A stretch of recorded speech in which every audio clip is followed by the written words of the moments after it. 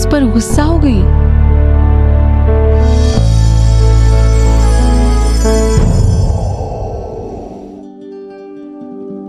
नैना को ये मानना पड़ेगा कि उस आदमी की आवाज बहुत ही अच्छी थी, जो कि एक साधारण आदमी की आवाज से कहीं ज्यादा बेहतर थी। उसकी आवाज उसके कानों को बहुत ही अच्छी लग रही थी, लेकिन वो समय उसकी आवाज की तारीफ करने के लिए सही नहीं था। आनंद के उन शब्दों ने उसे बहुत गुस्सा दिला दिया था। वो बहुत गुस्से में आ गई थी। बास्टर्ड, मैं एक भोली भाली लड़की हूं। मेरा उस रात कुछ भी करने का इरादा नहीं था, क्योंकि मैं नशे में थी और मुझे नहीं पता कि उस रात क्या कुछ हुआ था। ये बहुत ही निराश करने वाला था कि वो आदमी उसे बार बार उसके लिए दोषी ठहरा रहा था। इससे ज्यादा बुरा और क्या हो सकता है? बल्कि नैना उस मामले में कर्जदार थी। वो ही थी जो उसका नुकसान भुगत रही थी, लेकिन उसे ये समझ नहीं आ रहा था कि वो बड़ा आदमी उसे ही दोषी ठहराने में क्यों लगा हुआ है। उसके पीछे क्या लॉजिक है? उसने उस रात ऐसा क्या कर दिया था? वो नशे की हालत में थी, इसमें उसे अपनी कोई गलती नजर नहीं आ रही थी। क्या कहा? बूढ़े आदमी, क्या तुम्हें लगता है कि मैं तुम्हारे साथ सोना चाहती थी? अगर मैं उस रात नशे में ना होती तो मैं तुम्हें कभी दूसरी बार देखने का मौका भी नहीं देती। दोबारा क्या, पहली बार देखने का मौका भी नहीं देती। तुम्हें क्या लगता है तुम एक हैंडसम लड़के हो? तुम एक आदमी हो। तुम्हारी गोरी और मुलायम त्वचा तुम्हारी किसी काम की नहीं है। ये तुम्हें एक गे की तरह दिखाती है। गे शब्द सुनकर आनंद का चेहरा एकदम बदल गया। वो नैना की तरफ घूरने लगा। उसे गुस्सा आ गया था और उसकी वजह से उसके गले की नसें भी बाहर की ओर आ रही थी। वो सोच रहा था कि उस छोटी कमीनी लड़की को पता भी है उसने क्या बोला है। वो बहुत लंबा था, बहुत ताकतवर और बहुत ही खूबसूरत, लेकिन उसने कहा वो एक गे की तरह दिखता है। क्या वो मजाक कर रही थी? हालांकि उस छोटी कमीनी लड़की को ऐसा नहीं लग रहा था जैसे उसने कोई गुस्सा दिला दिया हो। उसने बोलना जारी रखा। मैं तुम्हें बता सकती हूँ कि तुम मेरे टाइप के नहीं हो। जैसे लड़के मुझे पसंद हैं, मुझे मस्क्यूलर मैन पसंद हैं, जिसमें खूब ताकत हो, और तुम एक लकड़ी की तरह पतले हो। अगर तुम मुझे इसके लिए पैसे भी दो तो भी मैं तुम्हें चूज नहीं करूंगी। हे, ये सुनते हुए आनंद ने थोड़ी स्माइल की।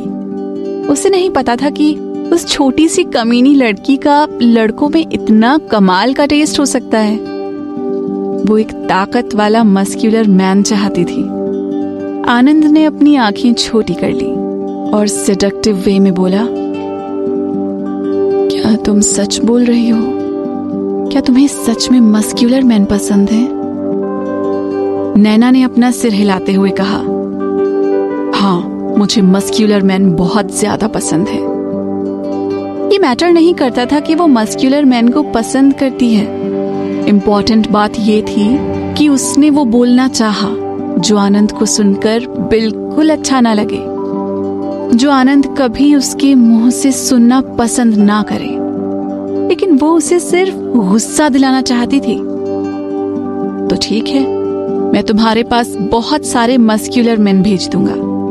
तुम क्या सोचती हो उसके बारे में? बहुत अच्छे। कमीनी, जैसे कि तुमने बोला ही है कि तुम्हें मस्क्यूलर मैन पसंद हैं, तो चलो देखते हैं तुम उनके साथ क्या करती हो। क्या? नैना को ये बात सुनकर बहुत हैरानी हुई। Dozen muscular man? क्या वो सचमुच इतने आदमियों को मेरे पास भेज देगा? उसने उसकी वीक सी बॉडी को देखा और ना चाहते हुए भी एक स्माइल की और बोली, नहीं नहीं, तुम इसके लिए परेशान मत हो, मैं अभी भी एक बच्ची ही हूं। आनंद ने उसकी ब्रेस्ट की तरफ देखा और बोला, मुझे तो तुम बच्ची नहीं लगती। नैना ने गुस्से में अपने हाथ की मुट्ठी बंद कर ली और अपने मन में बोली, तुम भूदी कमीने, अगर तुमने मेरी ब्रेस्ट की तरफ देखना बंद नहीं किया तो मैं तुम्हारी आंखें नोच लूंगी। अभी अभी मैंने किसी से सुना कि मैं बहुत ही पतला हूं, एक लकड़ी की तरह। आनंद ने नैना के वर्ड्स को दोहराते हुए कहा। नैना ने एक लंबी सांस ली। उसे अच्छी तरह से पता नहीं था कि वो एक मस्क्यूलर मैन है या नहीं, क्योंकि जब उसने उसे कपड़ों में देखा था तो उसकी बॉडी की शेप बहुत ही अच्छी लग रही थी, थोड़ी पतली थी। लेकिन जब उसने उसे शर्ट के बिना देखा तो उसकी स्ट्रॉन्ग बॉडी बाहर निकल कर आई। वैसे तो नैना मस्क्यूलर मैन पसंद नहीं थे, लेकिन उस वक्त उसे अपने शब्दों पर टिके रहना था ताकि वो अपनी बात ऊपर रख सके। मैंने बिल्कुल सही कहा है, इसमें कोई शक नहीं है। बहुत अच्छे। आनंद ने सिर हिलाया। मुझे लगता है तुम्हें कुछ याद दिलाना चाहिए। नैना के कुछ बोलने से पहले ही उसने नैना को अपनी गोद में उठाया और टेबल पर रखा और उसके ऊपर उसे लिटा दिया। नैना उसकी इस हरकत से एकदम डर गई। वो थोड़ी तीखी आवाज में बोली, आह आह, तुम बूढ़े कमीने, तुम अपनी हद में रहो।